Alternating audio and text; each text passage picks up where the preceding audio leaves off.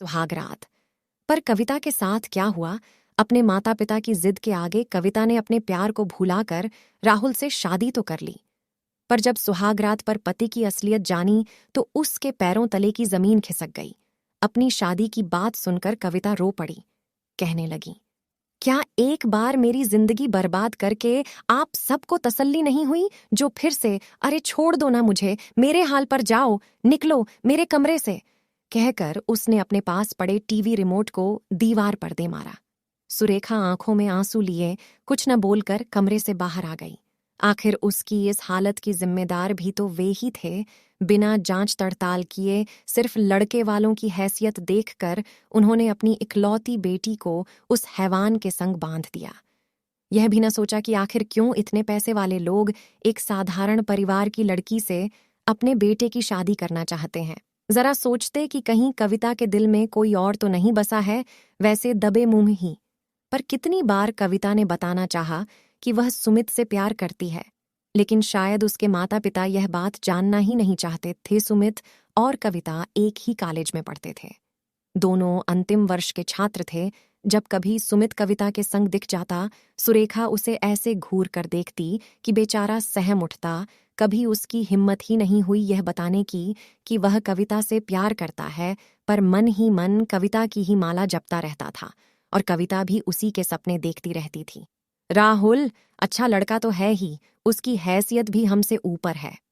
अरे, तुम्हें तो खुश होना चाहिए जो उन्होंने अपने बेटे के लिए तुम्हारा हाथ मांगा, वरना क्या उनके बेटे के लिए लड़कियों की कमी है इस दुनिया में? कविता के पिता रामजी लाल ने उसे समझाते हुए कहा था, पर एक बार भी यह जानने की कोशिश नहीं की कि कविता मन से इस शादी के लिए तैयार है भी या नहीं। माँ बाप की मर्जी और समाज में उनकी नाक ऊंची रहे, यह सोचकर भारी मन से ही सही, पर कविता ने इस रिश्ते के लिए हामी भर दी। वह कभी नहीं चाहेगी कि उसके कारण उसके माता पिता दुखी हों। कहने को तो लड़के वाले बहुत पैसे वाले थे, लेकिन फिर भी उन्होंने मुंह मांगा दहेज पाया। अब हमारी एक ही तो बेटी है, हमारे बाद जो भी है सब उसका ही है, तो फिर क्या हरज है, अभी दें या बाद में?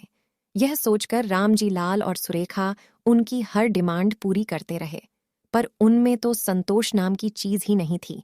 अपने नाते रिश्तेदार को वे यह कहते नहीं थे कि उनकी बेटी इतने बड़े घर में ब्याह रही है। लोग भी सुनकर कहते कि भई रामजी लाल ने तो इतने बड़े घर में अपनी बेटी का ब्याह कर गंगा नहा ली। दिल पर पत्थर रख कविता भी अपने प्यार को भुलाकर ससुराल चल पड़ी।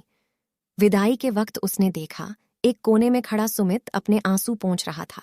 ससुराल पहुंचने पर नववधू का बहुत स्वागत हुआ। छुई मुई सी घूंघट काढ़े हर दुल्हन की तरह वह भी अपने पति का इंतजार कर रही थी। वह आया तो कविता का दिल धड़का और फिर संभला भी। लेकिन सोचिए जरा, क्या बीती होगी उस लड़की पर जिसकी सुहागरात पर उसका पति यह बोले कि वह उसके साथ संबंध बनाने में सक्षम नहीं है और वह इस बात के लिए उसे माफ कर दे। सुनकर दग रह गया। कविता के कलेजा पर आखिर क्या बीती होगी उसके दिल पर जब उसे यह पता चला कि उसका पति नामर्द है और धोखे में रखकर उसने उसे ब्याह लिया। पर क्यों जानबूझकर उसके साथ ऐसा किया गया? क्यों उसे और उसके परिवार को धोखे में रखा गया? ये सवाल जब उसने अपने पति से पूछे तो कोई जवाब न देकर वह कमरे से बाहर चला गया। कविता की पूरी रात सिसकते सिसकते ही बीती। उसकी सुहागरात एक काली रात बनकर रह गई। सुबह नहा धोकर उसने अपने बड़ों को प्रणाम किया और जो भी बाकी बची रस्में थीं उन्हें निभाया। उसने सोचा कि रात वाली बात वह अपनी सास को बताए और पूछे कि क्यों उसके जीवन के साथ खिलवाड़ किया गया, लेकिन उसकी जबान ही नहीं खुली। यह कहने को कुछ समझ नहीं आ रहा था उसे कि करे तो करे क्या, क्योंकि रिसेप्शन पर भी सब लोगों के सामने राहुल उसके साथ ऐसे बिहेव कर रहा था जैसे उनकी सुहागरात बहुत मजेदार रही।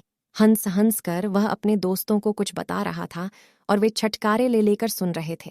कविता समझ गई कि शायद उसके घर वालों को राहुल के बारे में कुछ पता न हो। उन सब को भी उसने धोखे में रखा हुआ होगा पग फेर पर। जब रामजी लाल उसे लिवाने आए और पूछने पर कि वह अपनी ससुराल में खुश है, कविता खून का घूंट पी कर रह गई। फिर उसने वही जवाब दिया जिससे रामजी लाल और सुरेखा को तसल्ली हो। एक अच्छे पति की तरह राहुल उसे उसके मायके से लिवाने भी आ गया। पूरे सम्मान के साथ उसने अपने सास ससुर के पांव छुए और कहा कि वे कविता की बिल्कुल चिंता न करें, क्योंकि अब वह उनकी जिम्मेदारी है। धन्य हो गए थे रामजी लाल और सुरेखा संस्कारी दामाद पाकर, लेकिन उन्हें क्या पता कि सच्चाई क्या है। वह तो बस कविता ही जानती थी और अंदर ही अंदर जल रही थी। कविता को अपनी ससुराल आए हफ्ते से ऊपर का समय हो चुका था, पर इतने दिनों में एक बार भी राहुल न तो उसके करीब आया और न ही प्यार के दो बोल बोले। हैरान थी वह कि आखिर उसके साथ हो क्या रहा है और वह चुप क्यों है। बता क्यों नहीं देती सबको कि राहुल ने उसके साथ धोखा किया है, लेकिन किससे कहे और क्या कहे सोचकर वह चुप हो जाती। एक रात नींद में ही कविता को लगा कि कोई उसके पीछे सोया है, शायद राहुल है, उसे लगा। लेकिन जिस तरह से वह इंसान उसके शरीर पर अपना हाथ फिरा रहा था, उसे शंका हुई। जब उसने लाइट जलाकर देखा तो स्तब्ध रह गई, क्योंकि वहां राहुल नहीं बल्कि उसका पिता था, जो आधे कपड़ों में उसके बेड पर पड़ा उसे गंदी नजरों से घूर रहा था। पिताजी, आप यहां मेरे कमरे में क्या कर रहे हैं? पिताजी कहकर वह अपने कपड़े ठीक करने लगी, लेकिन जरा उसका ढीठपन तो देखो। उसने तो कविता को खींचकर अपनी बाहों में भर लिया और उसके साथ जबरदस्ती करने की कोशिश करने लगा। कविता को अपनी ही आंखों पर विश्वास नहीं हो रहा था कि उसका ससुर ही उसके साथ मैं आपकी बहू हूं। फिर कैसे आप मेरे साथ? वह डर के मारे हकलाते हुए बोली। बहू ठाके मार कर हंसते हुए वह बोला, क्या तुम्हें पता नहीं है कि तुम्हें मुझसे ही वारिस पैदा करना है? और इसीलिए ही तो हम तुम्हें इस घर में बहू बनाकर लाए हैं। सुनकर कविता कहने लगी, ये कैसी पागलों सी बातें कर रहे हैं? आप क्या शर्मो हैया बेच खाई है? पर वह कहाँ कुछ सुनने समझने वाला था।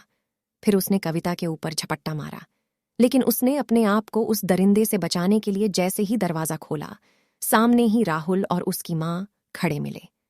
घबराकर वह अपनी सांस से लिपट गई और रोते हुए कहने लगी कि कैसे उसके ससुर उसके साथ जबरदस्ती करना चाह रहे हैं। उसे बचा ले, बहुत हो चुका। यह चूहे बिल्ली का खेल कान खोलकर सुन लो तुम। ये सब जो हो रहा है ना, वह सब हमारी मर्जी से ही हो रहा है और हम तुम्हें इसी वास्ते इस घर में बहू बनाकर लाए हैं। ज्यादा फड़फड़ाओ मत, और जो हो रहा है होने दो। अपनी सास के मुंह से भी ऐसी बात सुनकर कविता का दिमाग घूम गया। उसे लगा वह बेहोश होकर गिर पड़ेगी। फिर अपने आप को संभालते हुए उसने कहा, तो क्या आपको भी पता है कि आपका बेटा? हाँ, और इसीलिए तो तुम जैसी साधारण लड़की को हमने इस घर में स्थान दिया, वरना लड़कियों की कमी थी क्या हमारे बेटे के लिए? पर मैं ही क्यों, यह बात हमें बताई क्यों नहीं गई? ये सारी बातें शादी के पहले क्यों धोखे में रखा आप सबने? हमें बताइए ना। चीखते हुए कविता कहने लगी, आप लोगों को क्या लगता है मैं यह सब चुपचाप सहती रहूंगी? नहीं बताऊंगी सबको तुम सबकी असलियत। क्या कहा असलियत बताएगी? किसे? अपने बाप को, जो दिल का मरीज है। सोच, अगर तेरे बाप को कुछ हो गया तो फिर तेरी माँ का क्या होगा? कहाँ जाएगी वह तुझे लेकर दुनिया को? तो हम बताएंगे कि कैसे आते ही तुमने घर के मर्दों पर डोरे डलने शुरू कर दिए, और जब चोरी पकड़ी गई तो उलटे हम पर ही दोष मढ़ रही है। कविता के बाल खींचते हुए नीलेश कहने लगा, तुमने क्या सोचा कि तू मुझे पसंद आ गई थी, इसलिए हमने तुम्हारे घर रिश्ता भिजवाया था। देख करना तो तुम्हें वही पड़ेगा जो हम चाहेंगे, वरना बात अधूरी छोड़कर उसे उसके कमरे से बाहर निकाल दिया। पूरी रात कविता ने बालकनी में रोते हुए बिताई। सुबह फिर उसकी सास कहने लगी, देखो बहू, जो हो रहा है होने दो। क्या फर्क पड़ता है कि तुम किससे रिश्ता बना रही हो और किससे नहीं?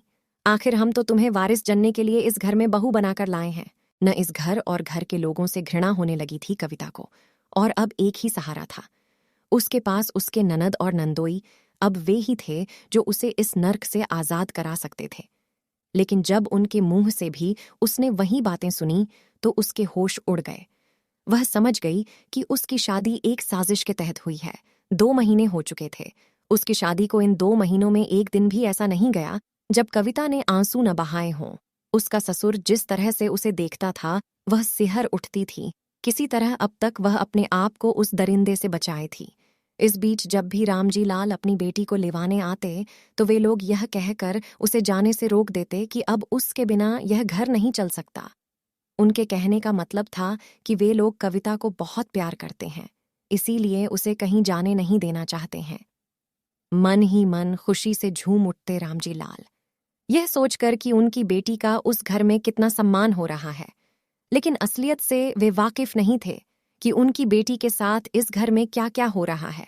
कविता भी अपने पिता के स्वास्थ्य के साथ कोई समझौता नहीं करना चाहती थी, इसलिए चुप थी। लेकिन उस रात तो हद हो गई जब उसे उसके ससुर के साथ एक कमरे में बंद कर दिया गया। वह चिल्लाती रही, पर किसी ने दरवाजा नहीं खोला। क्या करती? बेचारी उठाकर फूलदान उस दरिंदे के सिर पर दे मारा, और जब उसके चिल्लाने की आवाज़ों से वे सब कमरे में आए तो वह सबकी नज़रें बचाकर घर से भाग निकली। अपनी बेटी को यूं अचानक अकेले और बदहवास अवस्था में देखकर रामजी लाल और सुरेखा हैरान रह गए। फिर जब उन्हें पूरी बात का पता चली तो जैसे उनके पैरों तले की जमीन ही खिसक गई। आनन फानन में वे अपनी बेटी की ससुराल पहुंच गए, और जब उन्होंने उनसे अपनी बेटी के जुल्मों का हिसाब मांगा और कहा कि क्यों उन्होंने उन्हें धोखे में रखा, तो वे उल्टे कहने लगे कि ऐसी कोई बात नहीं, उन्होंने ही अपनी पागल बेटी को उनके बेटे के पल्ले बांध दिया। धोखा तो उनके साथ हुआ है। अच्छा, तो फिर ठीक है, आप अपने बेटे की जांच करवाएं कि वह नपुंसक है या नहीं, और मैं भी अपनी बेटी की दिमागी जांच करवाता हूं। फिर तो दूध का दूध और पानी का पानी हो जाएगा ना। तुम लोग क्या समझे कि हम चुप बैठ जाएंगे? नहीं, इस भ्रम में मत रहना। तुम सब ने अब तक मेरी शालीनता देखी है, पर अब मैं तुम्हें दिखाऊंगा कि मैं क्या कर सकता हूं। चाहे दुनिया की सबसे बड़ी से बड़ी अदालत तक ही क्यों न जाना पड़े हमें, पर छोड़ूंगा नहीं। तुम सबको तो जेल होगी ही, और तुम्हारा बाप, उसे तो फांसी न दिलवाई। मैंने तो मेरा भी नाम रामजी लाल नहीं बोलते बोलते। रामजी लाल का चेहरा क्रोध से लाल हो गया। रामजी लाल की बातें सुनकर सबके होश उड़ गए, क्योंकि झूठे और गुनहगार तो वे लोग थे। दिन में ही तारे नजर आने लगे। उन्हें क्या सोच रहे हो? रोको उसे। अगर वह पुलिस में चला गया तो हम में से कोई नहीं बचेगा, और मुझे फांसी पर नहीं झूलना। अपना पसीना पोंछते हुए नीलेश के पिता ने कहा। उन लोगों को लगने लगा कि अगर यह बात पुलिस तक गई तो इज्जत तो जाएगी ही, उनका जीवन भी नहीं बचेगा। बहुत गिड़गिड़ाने पर कि वे जो चाहें उनसे लें, जितने मर्जी थप्पड़ मार लें, पर पुलिस में न जाएं, कहीं पुलिस कानून के चक्कर में उनकी बेटी का भविष्य और न बिगड़ जाए। यह सोचकर रामजी लाल को भी यही सही लगा, लेकिन उन्होंने उनके सामने यह शर्त रखी कि नीलेश कविता को जल्द से जल्द तलाक देकर उसे आज़ाद कर दे। बगैर किसी शर्त के नीलेश ने तलाक के पेपर साइन कर दिए। पहली सुनवाई में ही फैसला हो गया। वहां से तो कविता आज़ाद हो गई, लेकिन एक अवसाद से घिर गई जिंदगी पर से उसका विश्वास उठ गया। पूरा दिन बस अंधेरे कमरे में पड़ी रहती, न ठीक से कुछ खाती न पीती, और न ही किसी से मिलती जुलती। कहीं बेटी को कुछ हो न जाए, कहीं वह कुछ कर न ले। यह सोच सोचकर मनोहर और नूतन की जान सूखती रहती। बेटी की इस हालत का दोषी वे खुद को ही मानने लगे थे। कुछ समझ नहीं आ रहा था उन्हें कि क्या करें, जो फिर से कविता पहले की तरह हंसने खिलखिलाने लगे, अपनी जिंदगी से उसे प्यार हो जाए। कविता बेटा, देखो तो कौन आया है। उसकी माँ ने लाइट ऑन करते हुए कहा, तो उसने नजरें उठाकर देखा, पर उसकी आंखें चौंधियां गईं। हमेशा अंधेरे में रहने और एकाएक लाइट आंखों पर पड़ने के कारण उसे सही से कुछ नहीं दिख रहा था। पर जब उसने गौर से देखा तो देखती रह गई। सुमित। हौले से उसके मुंह से निकला सुरेखा, और रामजी लाल जानते थे कि कभी कविता और सुमित एक दूसरे से प्यार करते थे, पर कह नहीं पाए। शायद उन्हें बोलने का मौका ही नहीं दिया, और खुद ही वे उसकी जिंदगी का फैसला कर बैठे। लेकिन अब सुमित ही उनकी बेटी के होंठों पर मुस्कान बिखेर सकता था। वही है जो जिंदगी भर कविता का साथ निभा सकता है। यह सोचकर उन्होंने सुमित को उसके सामने लाकर खड़ा कर दिया। बहुत सकुचाहट के बाद सुमित ने पूछा, कैसी हो कविता? मगर उसने कोई जवाब नहीं दिया। लगता है मुझे भूल गई। अरे मैं सुमित हूं, सुमित। अब याद आया। उसने उसे हंसाने के इरादे से कहा, पर फिर भी उसने कोई जवाब नहीं दिया। धीरे धीरे सुमित उसे पुरानी बातें, कॉलेज के दिनों की याद दिलाने लगा। कहने लगा कि कैसे वे दोनों सबकी नजरें बचाकर रोज मिलते थे, कैसे कैंटीन में बैठकर कॉफी पीते थे। सुमित उसे उसके दुख भरे अतीत से बाहर लाने की कोशिश कर रहा था, पर कविता थी कि बस शून्य में ही देखे जा रही थी। कविता की ऐसी हालत देखकर सुमित की आंखों में भी आंसू आ गए। कहने लगा, आखिर तुम्हारी क्या गलती है कविता, जो तुमने अपने आप को इस काल कोठरी में बंद कर रखा है? ऐसा करके क्यों तुम खुद को सजा दे रही हो?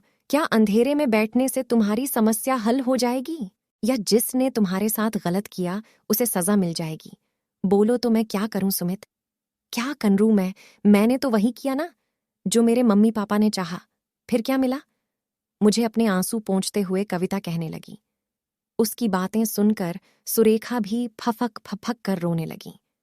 कविता का हाथ अपनी दोनों हथेलियों में दबाकर सुमित कहने लगा, ठीक है, कभी कभी हमसे गलतियां हो जाती हैं, लेकिन इसका यह मतलब तो नहीं है कि हम उन्हीं गलतियों को लेकर अपने जीवन को नर्क बनाते रहें। जिंदगी हमसे यही चाहती है कि हम अपने उजाले खुद तय करें और उन पर यकीन रखें। अवसाद और तनाव के अंधेरे को हटाकर जीवन को खुशियों के उजास से भरना कोई कठिन काम नहीं है, बशर्ते हम में बीती बातों को भूलने की क्षमता हो।